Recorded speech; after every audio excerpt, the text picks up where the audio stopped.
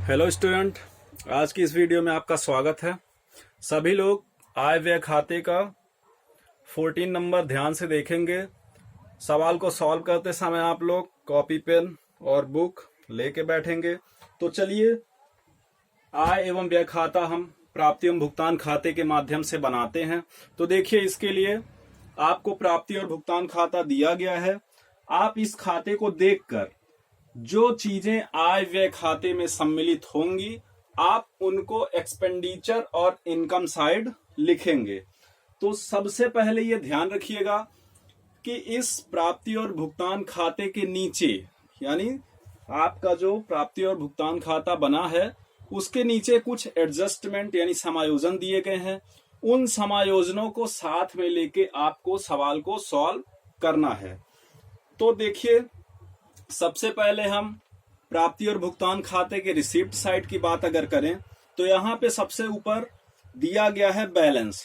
ठीक, तो आपको इसमें बैलेंस कितने, 3 दिए गए हैं: डिपॉजिट अकाउंट, करंट अकाउंट और कैश इन हैंड। तो ये तीनों आपको छोड़ देना है। क्यों? क्योंकि यहाँ पे किसी भी प्रकार का बैलेंस नहीं लिखा जाता है। किसमें नहीं लिखा जाता है? आय और व्यय खाते में। अब उसके बाद देखिए, डोनेशन दिया गया है। तो डोनेशन के लिए देखिए, आपका समायोजन दिया गया है कि दान व उत्तर दान की आधी आय समझी जानी चाहिए। कहने का मतलब, दान क्या है? इनके लिए आय है। ठीक है, और इस आय को कैसे मानेंगे? जितनी भी अमाउंट होगी उसका हाफ कर देना है। तो यहां पे लिखेंगे बाय डोनेशन। अमाउंट दी गई है 8,000, तो आप इसको कितना लिखेंगे? 4,000। ठीक है, आगे बढ़िए। उसके बाद दिया गया है चंदा। चंदा के लिए भी कोई समायोजन क्या है आप देखते रहिएगा। तो समायोजन इसके लिए नहीं है, तो आप लिखेंगे बाय सब्सक्रिप्शन।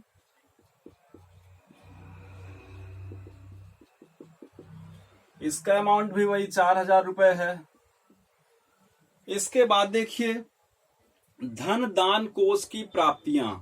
तो ये जो धन दान की कोष प्राप्तियां हैं, इसको हम एक्सपेंडिचर और इनकम खाते में नहीं शामिल करेंगे। कहने का मतलब, ये आपके इस खाते में नहीं शामिल हो रहा है। क्यों नहीं हो रहा? क्योंकि आपने जो प्रोफार्मा, आपको मैं बोला था प्रोफार्मा पढ़ने के लिए, उस प्रोफार्मे में इसको शामिल नहीं किया गया है। ठीक, तो ध्यान से देखिएगा। इसके बाद देखिए, उत्तरदान आपका लेजसीस है, ये भी आपका इनकम साइड आएगा बाय लेजसीस। ठीक है, तो इसकी भी जो अमाउंट है तो वो कैसी होगी? हाफ होगी। इसको आप ध्यान से देखेंगे। इसका अमाउंट कितना है लेजसीस का? 6,000। तो 6,000 का हाफ आपको करना है अमाउंट। आपका अमाउंट कितना आएगा? आपका अमाउंट आएगा 6,000 का हाफ करने पर 3,000। ठीक है, उसके बाद देखिए, विनियोगों पर ब्याज। इनको विनियोग कर रहे हैं, यानी इन्वेस्टमेंट पे इंटरेस्ट मिला है। कितना इंटरेस्ट मिला है? 9500 रुपए, यानी 9,500 रुपए मिला है। और समायोजन में ये भी बोल रहा है कि विनियोग पर 500 रुपए ब्याज उपार्जित हो चुका था, परंतु प्राप्त नहीं हुआ। तो ध्यान रखिएगा, उपार्जित का मतलब होता है कमा लिया गया है उनके द्वारा, लेकिन अभी प्राप्त नहीं हुआ है। ठीक, तो ये भी आपका कहां पे आएगा? इनकम साइड आएगा। तो लिखेंगे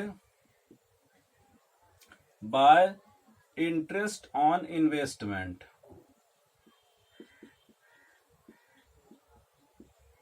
ठीक, इन्वेस्टमेंट यहां पे लिखा है। तो ध्यान से देखिए, 9,500 रुपए इनका यहां पे दिया गया है प्राप्ति और भुगतान खाते में।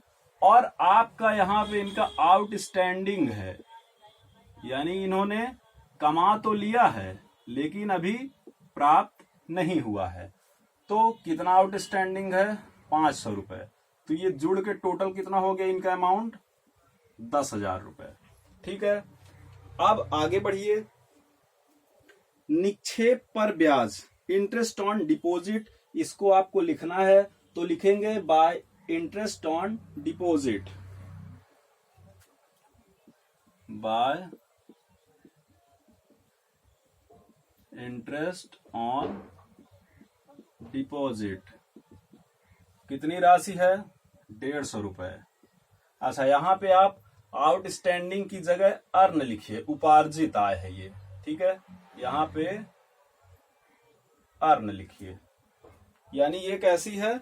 उपार्जित हो चुकी है, इनको मिला नहीं है लेकिन इन्होंने कमा लिया है, ठीक। उसके बाद देखिए,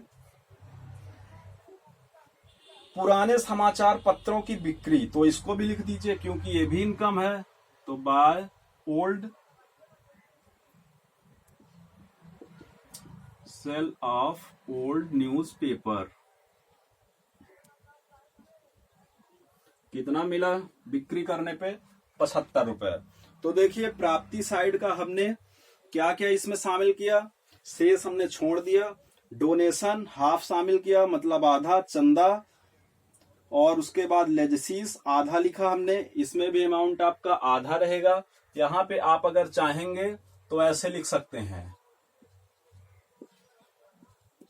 हाफ अमाउंट, आपको पता रहेगा कि ये आधा क्यों आया। यहां पे आप ऐसा करके इसको लिख सकते हैं, ठीक है। उसके बाद देखिए, अब पेमेंट साइड चलते हैं। तो पेमेंट साइड पे आपका क्या है? सबसे पहले है चैरिटी। चैरिटी कितनी है? 14,500 रुपए। तो इसको लिखेंगे टू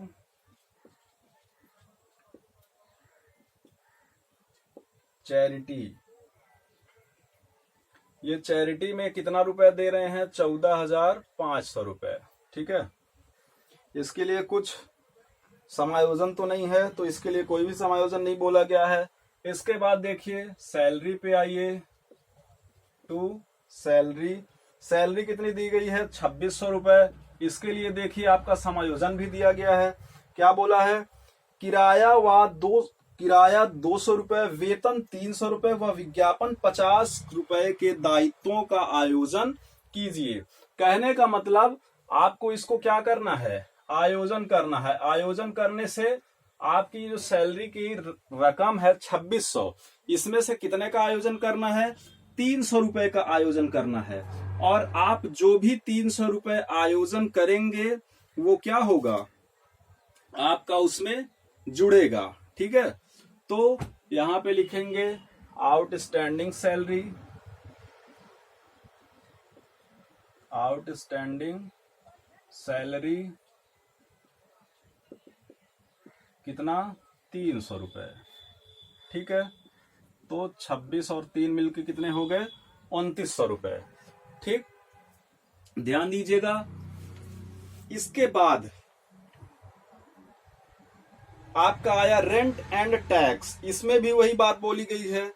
यहाँ पे देखिए, 200 रुपए किराया है, तो ये भी आपका आउटस्टैंडिंग पे जाएगा। कहने का मतलब ऐड होगा, तो लिखेंगे टू रेंट एंड टैक्स। कितना है? 1,200 रुपए। यहां पे जोड़ेंगे आउटस्टैंडिंग रेंट, ठीक है। आउटस्टैंडिंग कितना है? 200 रुपए। तो यहाँ पे 1,200 रुपए में 200 रुपए जुड़ेगा, तो कितना हो जाएगा? 1,400 रुपए। उसके बाद देखिए, छपाई वे इनका हो रहा है, तो छपाई वे के लिए कोई भी एडजस्टमेंट नहीं है। तो यहाँ पे आप लिखेंगे टू प्रिंटिंग। प्रिंटिंग देखिए कितना है? 300 रुपए। तो यहाँ पे लिखेंगे 300 रुपए। उसके बाद देखिए, विज्ञापन है, सॉरी पोस्टेज है। पोस्टेज के लिए क्या कोई समायोजन है? तो पोस्टेज के लिए भी कोई भी समायोजन नहीं है। तो आप यहाँ पे लिखेंगे टू पोस्टेज। पोस्टेज की राशि कितनी है? 100 रुपए है, तो यहाँ पे आप लिखेंगे 100 रुपए। पोस्टेज के बाद देखिए, आपका एडवर्टाइजमेंट आया, तो लिखेंगे टू एडवर्टाइजमेंट। इसके लिए आप ध्यान से देखेंगे, सेकेंड नंबर पे इसके लिए समायोजन दिया गया है। एडवर्टाइजमेंट की आपकी राशि कितनी है? 250 रुपए, जिसमें से आपका ये ऐड होगा आउटस्टैंडिंग एडवर्टाइजमेंट, ठीक है। कितने रुपए?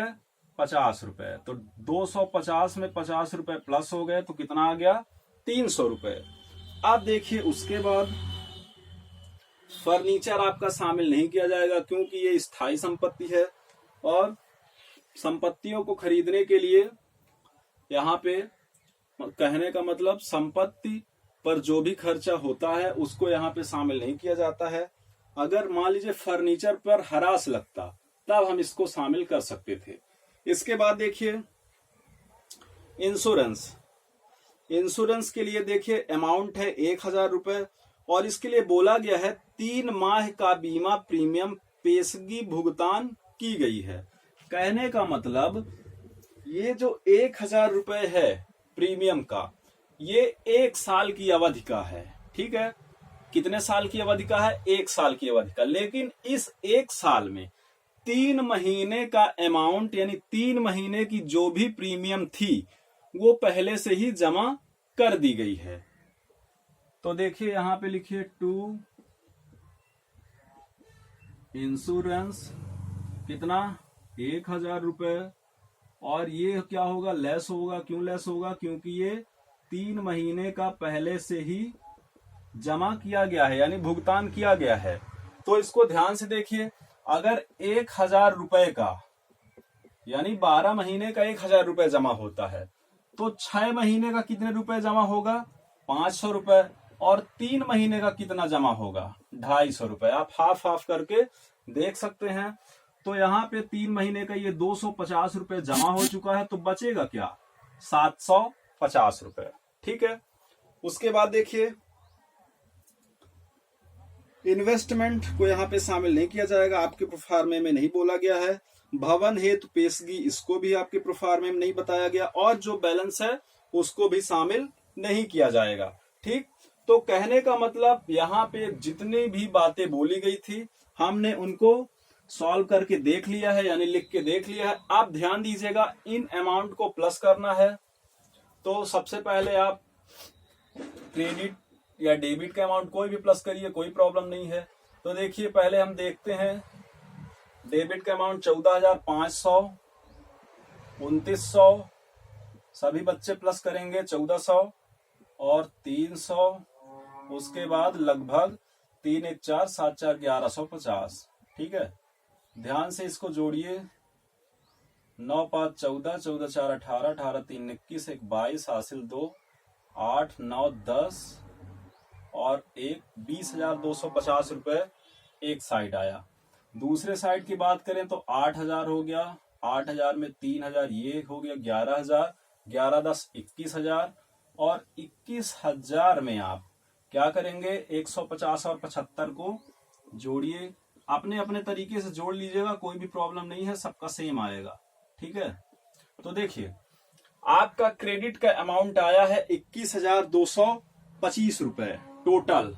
ठीक, और आपका जो डेबिट का अमाउंट है वो छोटा आया हुआ है तो आप क्रेडिट से डेबिट को माइनस करेंगे तो देखिए 21,225 और माइनस करिए 20,250 तो देखिए आपका कितना आएगा? 975 रुपए आपका आएगा अधिक के। ठीक है, कहने का मतलब इनकम ज्यादा हो रहा है और एक्सपेंडिचर यानी व्यय कम हो रहा है। तो यहां पे जब ऐसा होता है तो लिखते हैं टू सरप्लस। ठीक है, कितने रुपए? 975 रुपए। और आप अब लास्ट में क्या करेंगे? अमाउंट यहां पे लिख देंगे तो डेबिट और क्रेडिट के अमाउंट अब सेम हो गई। ठीक है, कोई भी प्रॉब्लम अब नहीं है तो लिखेंगे 21,225। इधर भी आपका 21,225। तो कहने का मतलब आपका आंसर क्या आया है? 975 रुपए।